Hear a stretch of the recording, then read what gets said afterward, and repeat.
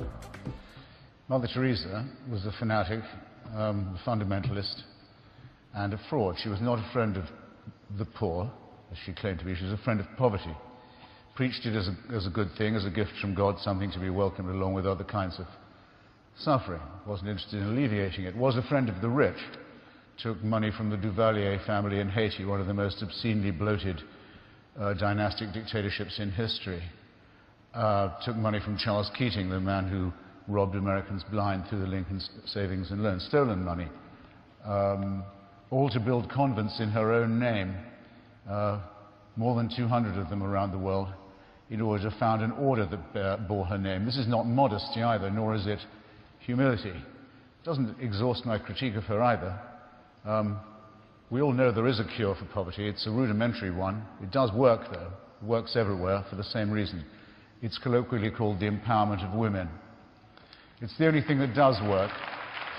If you allow women some control over their cycle of reproduction, so that they're not chained by their husbands or by village custom to annual animal-type pregnancies, early death, disease, and so on. If you will free them from that, give them some basic health of that sort, and if you're generous enough to throw in perhaps a handful of seeds and a bit of credit, the whole floor, culturally, socially, medically, economic, of that village will rise. It works every time. Mother Teresa spent her entire life campaigning against that outcome.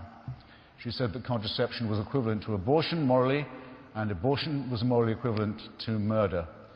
She was entirely against the only thing that cures poverty. I would say that her preachments led to an enormous increase in the amount of poverty, ignorance, filth, and disease in the world. And I would further add, without embarrassment, that it's off those things that the Roman Catholic Church has always fed and made its living.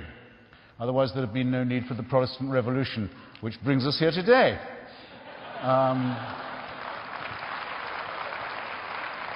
And believe me, I've barely started with that terrible person. Now, as I said before, you can be an atheist in anything you like. You can be an atheist in the Marquis de Sade. You can be an atheist and be a great humanist. I mean, most of the missionary work, work done by Médecins Sans Frontières, for example, by Oxfam, by many other people in the stricken parts of the globe which I've visited, done by people who are not doing it to proselytize for their faith. They're not doing it handing out Bibles surreptitiously. They're not doing it for any such reason. They're doing it for its own sake. That's a beautiful humanism, and I admire it. I even think it has a slight superiority, and there's no hidden agenda to it. But I'm not going to have Nazism called secularism, if you don't mind. I'm a prisoner of what I know here. I know too much about it. I've read Mein Kampf, for example, which most people have not, where Hitler says several times, starting very early on, that he's doing God's work in exterminating the Jews. He went on saying that. The Vatican was shown the book. In those days, they would ban any book they didn't like the look of. They were one of the great book banning organizations in the world. They didn't ban the book that was written by the leader who made his first political treaty in Germany with them and their church, and outside Germany between his dictatorship and the Vatican. If you wanted to take your oath, well, you didn't have to want to, you had to, if you were in the German army and the SS, to take your oath to the Führer, which was compulsory. You took it like this: I swear by Almighty God, undying fealty. Around your belt, if you were a soldier in the Nazi army, you had to wear a buckle that said Gott mit uns, the German for God on our side. Like every other form of totalitarianism and fanaticism, this is religious in itself, and it was not, as it was in some other countries, the Christian right in power, but it was the Christian right subsumed into a party that involved various other terrible mutations too. So I just have to defend myself, it seems to me, on these two matters. I'll close on the implied question that Bill asked me earlier. Why don't you accept this wonderful offer? Why wouldn't you like to meet Shakespeare, for example? I mean, I don't know if you really think that when you die you can be corporeally reassembled and have conversations with authors from previous epochs. It's not necessary that you believe that in Christian theology, and I have to say it sounds like a complete fairy tale to me. The only reason I want to meet Shakespeare, or might even want to, is because I can meet him any time, because he is immortal in the works he's left behind. if you've read those, meeting the author would almost certainly be a disappointment.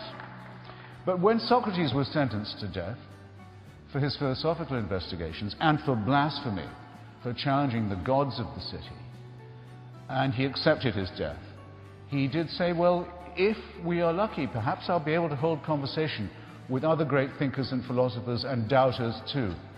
In other words, that the discussion about what is good, what is beautiful, what is noble, what is pure and what is true could always go on. Why is that important? Why would I like to do that? Because that's the only conversation worth having. And whether it goes on or not after I die, I don't know. But I do know that it's the conversation I want to have while I'm still alive. Which means that to me, the offer of certainty, the offer of complete security, the offer of an impermeable faith that can't give way, is an offer of something not worth having.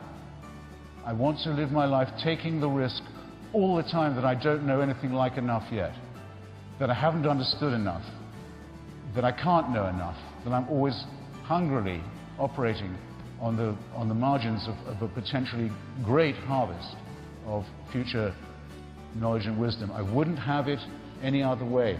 And I'd urge you to look at those of you who tell you, those people who tell you at your age that you're dead till you believe as they do. What a terrible thing to be telling to children. And that you can only live, and that you can only live by accepting an absolute authority. Don't think of that as a gift. Think of it as a poisoned chalice.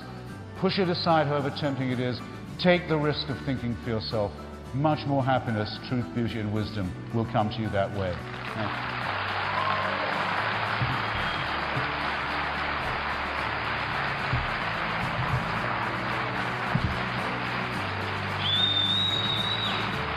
Please thank both of our guests, Dr. Dembski, Mr. Hitchens. Yes, yes. Where was I before?